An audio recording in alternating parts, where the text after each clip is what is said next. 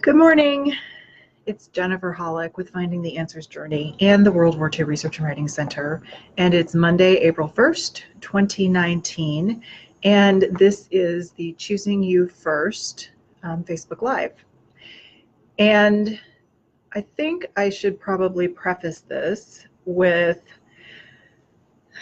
the question that I'm going to pose today as I go through this is a little bit controversial, and it may even offend some people, but my role is to ask questions and to get people to consider other aspects of their lives, other possibilities, create a different energy, especially if they're feeling stuck.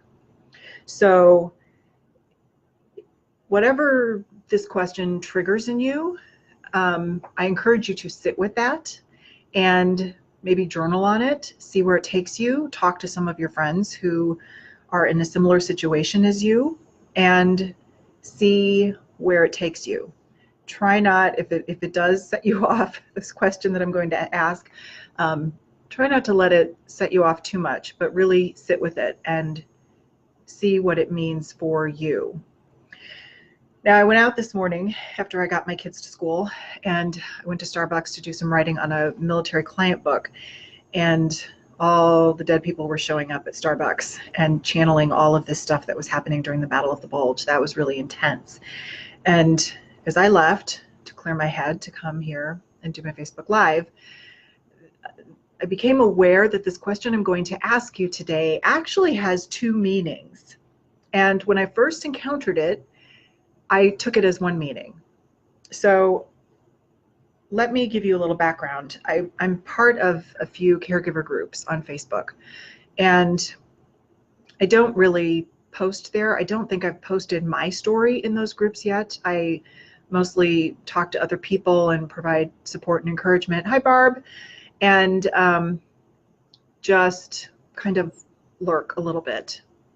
Part of me is afraid that if I dive too much into these kinds of groups, that I won't be able to maintain my energy, that I'll get so stuck in trying to support other people that I'll keep lowering my reserves, and I won't go and fill myself back up so that I can still support myself, my kids, my business, my husband, all of that. I'm a little worried about getting stuck in some of that energy. And in the last several weeks, a lot of women are posting that their husbands have passed away.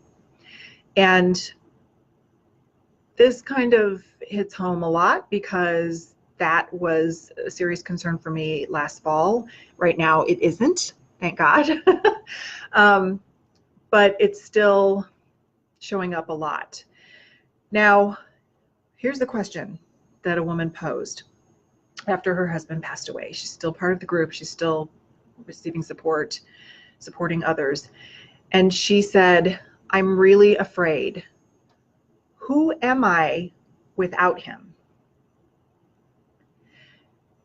Now, when I saw that question, I took it as, okay, her husband has died. She has identified as a caregiver and whatever connects with that for as long as they've been in that experience. But on the way home from Starbucks this morning, it also occurred to me that that question, who am I without him or her, also relates to while we're in this situation. So from a woman's point of view, let me give you some examples. And I made a lot of notes the other day as I was really brainstorming this out.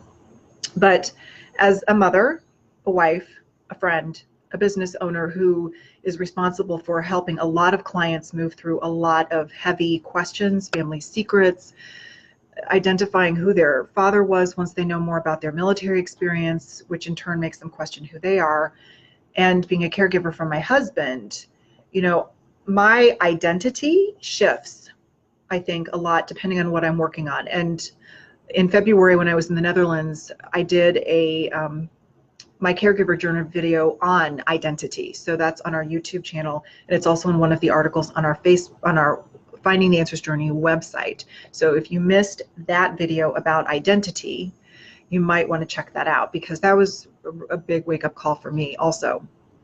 So as women in particular, we tend to have all of these different identities. And I know from experience that when I choose an identity I go all in, or whether I choose a project, whatever it is, I go all in, which is not always the best idea and is not always the healthiest thing for me. And last fall, I really began to see myself as a caregiver, and that was it.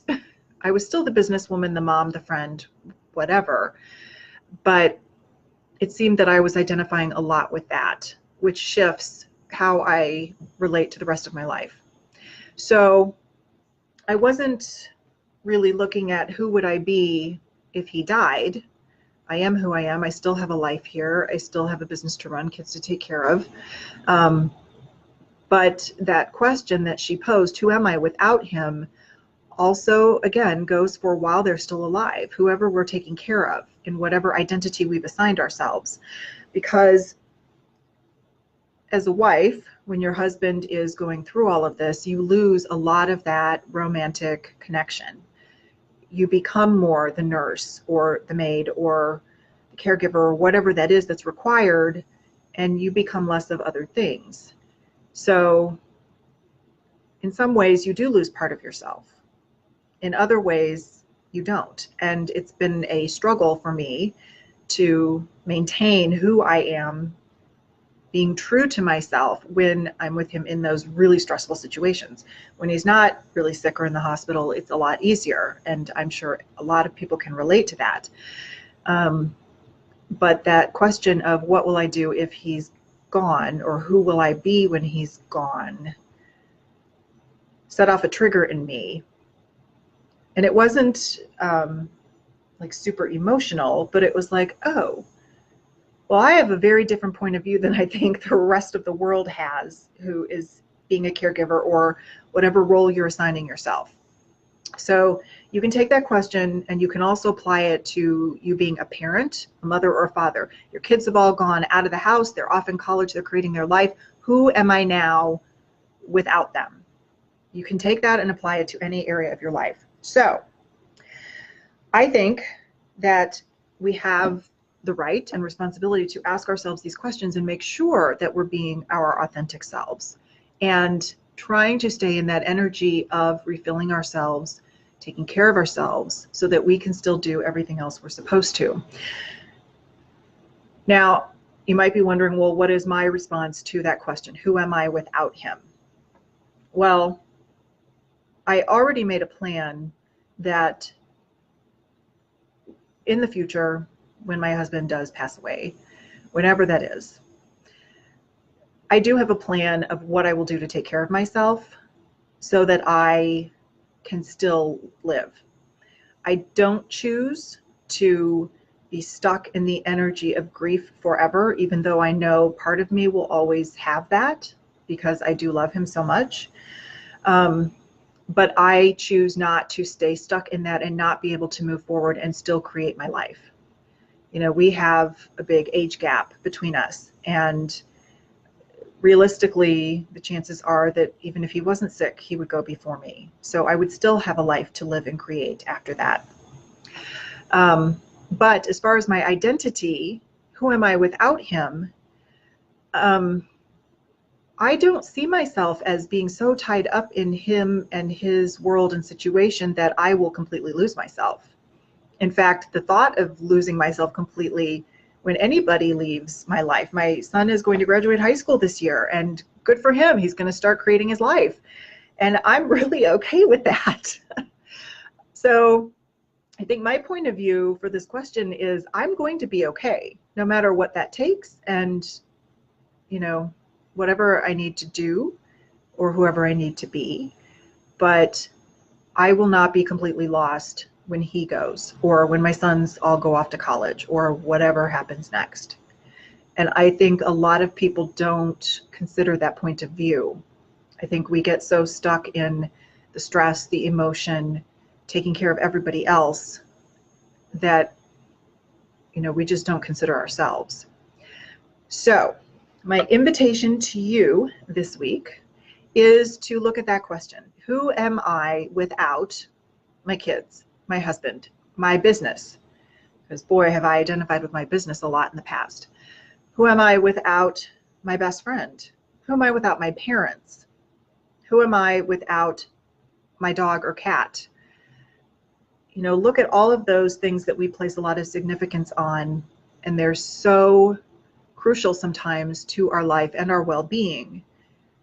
And really sit with that, journal on that, think about that. Who are you without that? And if you're so tied up in that, maybe take a step back and look at what can you start to shift so that you reclaim more of who you are, so that you can still create your life in whatever your situation is. That is my invitation to you this week. Now, if you're interested in hearing a little more of my story, Wednesday evening, April the 3rd, I am participating in a Dear Myrtle webinar, and we're going to talk about writing your memoir. Now, next Tuesday, April 9th, my memoir, I Bring Dead Guys Home, is being released. And I'm going to post a couple links with this video. One is for the webinar registration. It's free Wednesday night. It's at 8 o'clock Central Standard Time. It'll run for about an hour. And then I'm also going to post a link to my landing page for the book. If you would like to read the first chapter, all you have to do is sign up for my newsletter list. That chapter will be emailed to you, and then hopefully you'll also join us for the webinar to hear a little bit more about my story, how I've created my life, how I am handling the caregiving, and how all these dead guys that showed up helped to create what I'm now living. And most people, I can tell you, would not have chosen this. So if you're interested, the links will be in the comments of this video. And I would love to hear what you think of the question that I asked. Who am I without him or her or whatever is going on in your life? You can post here in the comments on Facebook, or if you're watching this on YouTube, you can post there, or in the article on our website, which will be up shortly. It will have some other questions for you to consider and a few other thoughts. Thank you for joining us, and I hope to see you next week, where we'll be broadcasting again. I have another topic that I think will create a lot of change in your universe. Have a great day.